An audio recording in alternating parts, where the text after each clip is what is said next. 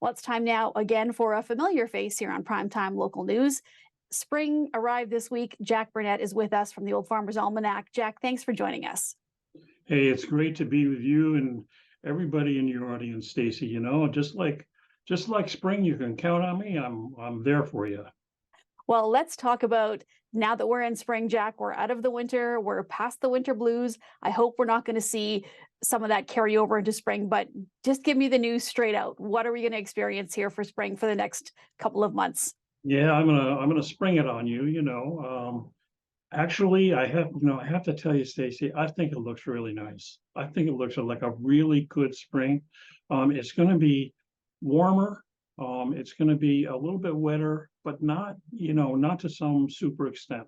So and I think for growers and gardeners, ranchers, I think it's going to be, very, beneficial. And so the way it breaks down, the way we see it is that we have March, the rest of March, being above normal temperatures, April slightly above, May couple degrees above, and then June 1 degree above. So, and then we get into the summer. Summer's going to be good too. So you can see we get some thawing, we get the ground, we get the soil temperature up. So I think it's going to be nice to be outside. Some of my friends in your neck of the woods, they got to, get your clubs out and start swinging on people. You know who I'm talking to. So that'll be good. As far as moisture goes, we're going to get the moisture into the ground kind of easily and gently through the first part of the spring. Then, it'll be slightly above normal. It'll really be, a couple or 40 millimeters above normal in May. But that's okay. We'll get it done. And then in June, it drops off, so as things are starting to, get going, they're not going to get flooded out and, and just get all bogged down and rotted and rusted and so on.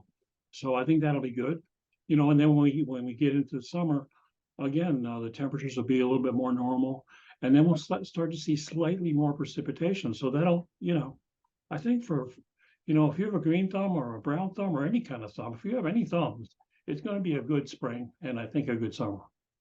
Well, it's kind of nice to hear too, Jack, because heading into summer, you never know. We got some, pretty warm temperatures last summer, and that's not everybody's cup of tea. Everybody kind of likes the mild weather too. So I know it's quite far in advance yet, but do you think this summer we're going to see some extremely hot weather, or is it just going to, level off and give us the nice summer that we want? Well, I think I think there'll be spells of really hot weather, but I think in general it's not going to be like last year. I mean, that's tough to duplicate in many respects. Things are pretty wacky these days, as you know. At my house here in New England, a week ago, I got 90 centimeters of heavy, wet snow. At this time, I was running my snowblower on overtime. So, it's crazy everywhere. But I think I know that our meteorologists, took a good long look at this. And it's just like storms in the winter, blizzards in the winter. Are there going to be a lot of blizzards? Well, they're going to be some or one or two or whatever, but because it's winter, it's the same thing. Are there going to be hot, dry spells, in the summer? Well, of course, it's the prairies. But in general, I don't think it's going to be as bad as last year for sure. One thing we could always usually count on, Jack, is having a couple of really good spring snowstorms where even if they only last a day, we get that real heavy, wet snow. Usually towards April, middle of April, that kind of happens. Do you see any major precipitation events or just kind of on an even keel? No, we don't see any major ones. You and I've talked before about how we don't really call out anything major unless they're massive. Our meteorologists see all these indicators more than normal. So they didn't see any for this April. Again, that's not to say that there might not be one, but there was nothing that really jumped out, to us that would cause us to, make a specific attempt to call something. Well, Jack, you are the bearer of good news today. One thing I want to talk about, you mentioned, is the gardening part of things. There's also some information in the almanac. There's all kinds of information in the almanac, but let's talk about some of the gardening information that people can get when they go either to the website or check out the actual Old Farmers Almanac. Yeah, well, they can check out as you say, they can go to almanac.ca. There's like, I don't know how many, to be honest with you, I don't know how many gardening pages there are. There's like maybe 100, something like everything you can think of, and for specific plants. They can also, if they want, get a copy of our 2023 Garden Guide, which is a publication, like a bookazine. But in the 2023 Old Farmers Almanac Canadian edition, we have articles about growing peppers, for example, which works out, really well. Other things like how to plant according to propitious signs, that's very interesting. The different kind of indicators that people across Canada and across the US go by, because it's funny.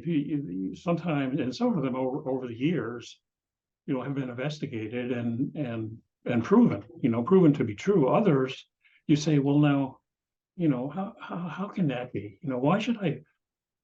How can it be that I should plant my peas when the dandelions come up? What is that all about? And really, what it's about is that if these things hadn't worked for decades and centuries, and if our grandparents and their grandparents and everybody else hadn't passed them, I mean, they wouldn't pass them down if they weren't worth something, So they're not going to work for everybody.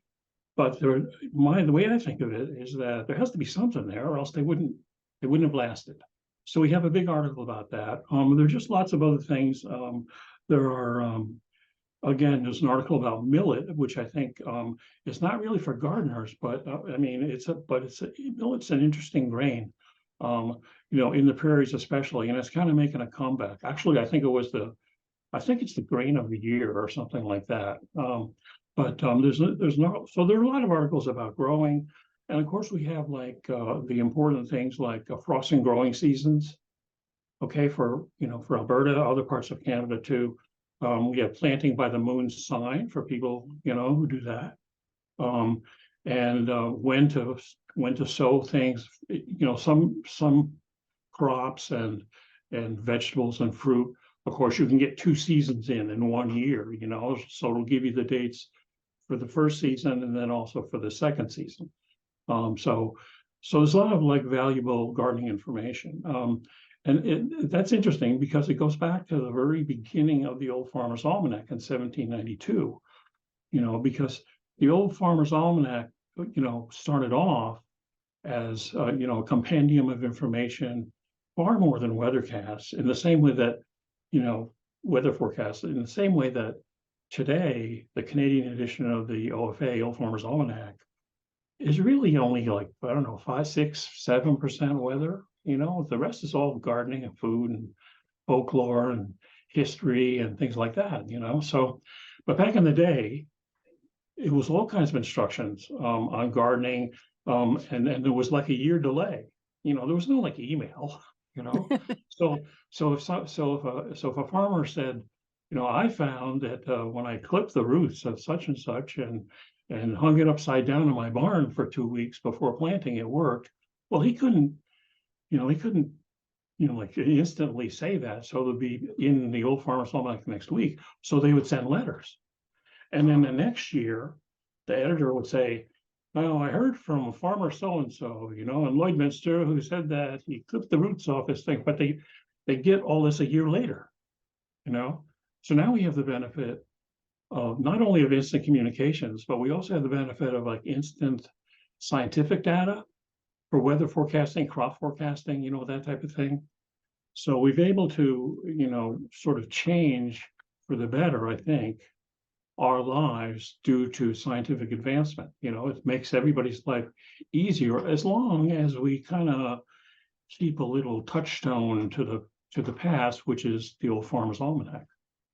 Well, Jack, it is always a pleasure speaking with you. I learn so much every time we have a conversation. So thank you again for joining us, and we'll chat again closer to summer, and we'll see if the weather's changed a little bit or how things are going to play out. So thanks again for chatting, and we'll chat again soon. Always a pleasure. Thank you, Stacy.